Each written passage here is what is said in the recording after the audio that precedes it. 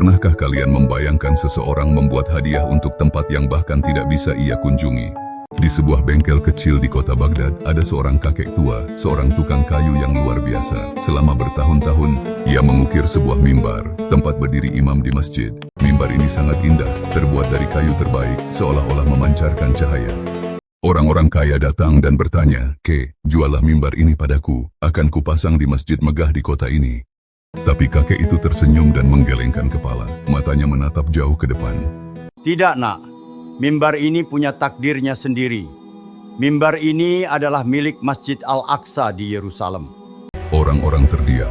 Yerusalem saat itu sedang dijajah. Umat Islam dilarang masuk ke sana. Bagi mereka, kata-kata kakek itu hanyalah mimpi yang mustahil.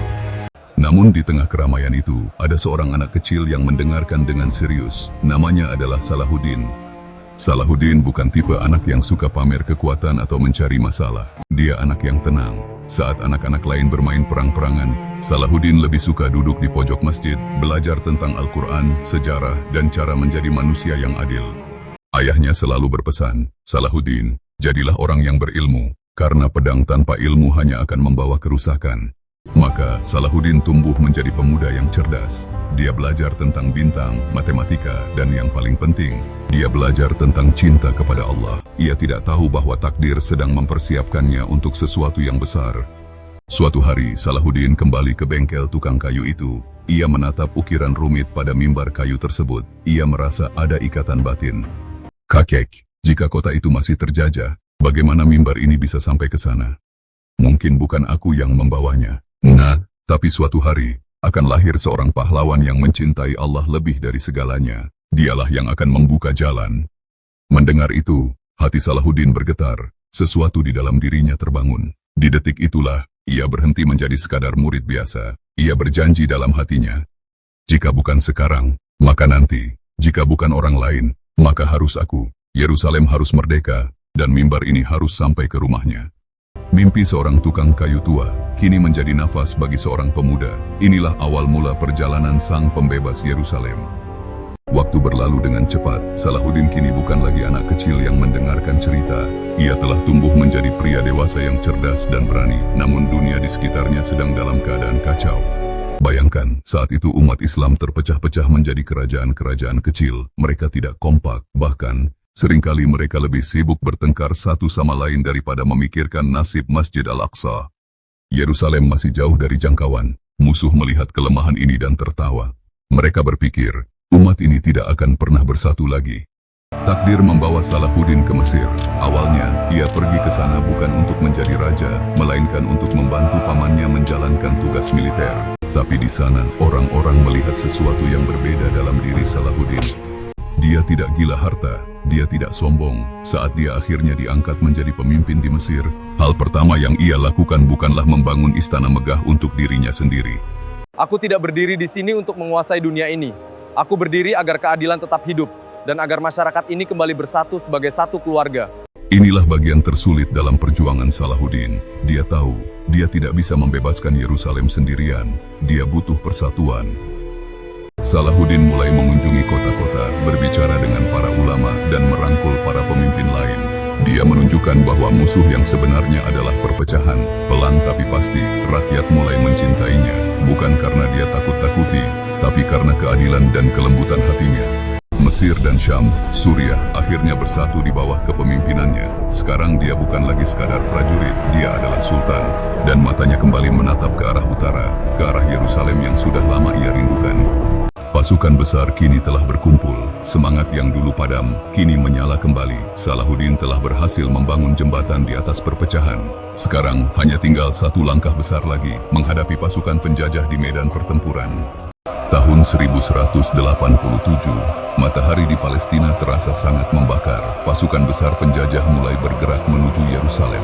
Mereka sangat kuat, dengan baju besi yang tebal dan senjata yang lengkap.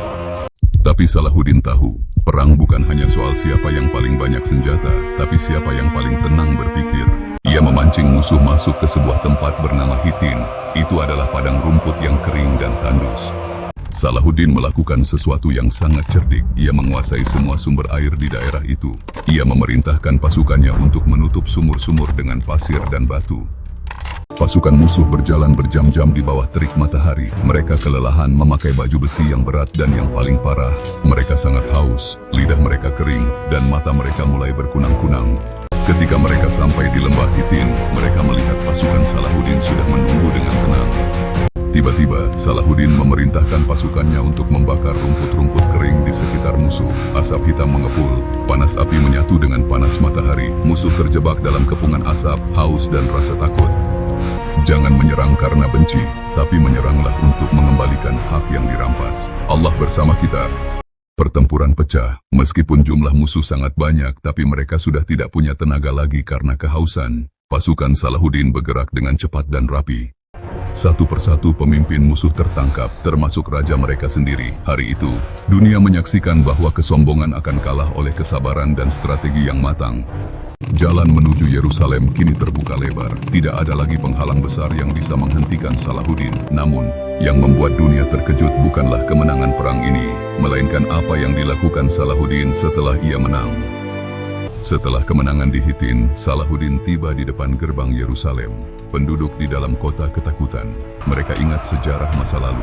Ketika kota itu pertama kali jatuh, terjadi pertumpahan darah yang sangat mengerikan. Mereka pikir Salahuddin akan membalas dendam.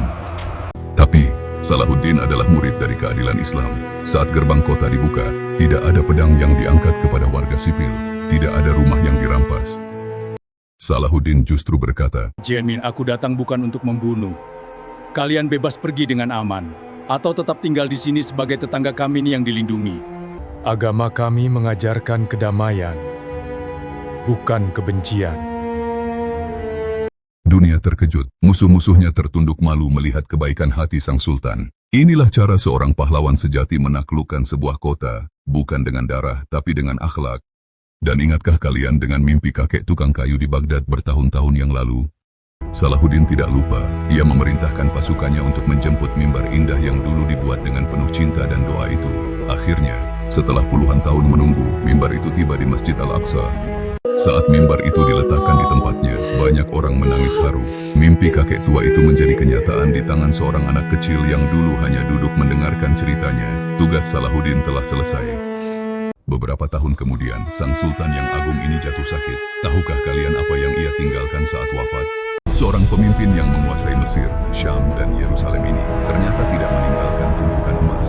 Di bawah bantalnya, hanya ditemukan beberapa keping koin perak dan kain kafannya sendiri. Hartanya habis ia sedekahkan untuk rakyatnya. Sultan Salahuddin Ayyubi telah pergi, tapi namanya tetap hidup. Ia mengajarkan pada kita bahwa menjadi pahlawan bukan berarti menjadi yang terkuat, tapi menjadi yang paling bermanfaat bagi orang lain. Kini,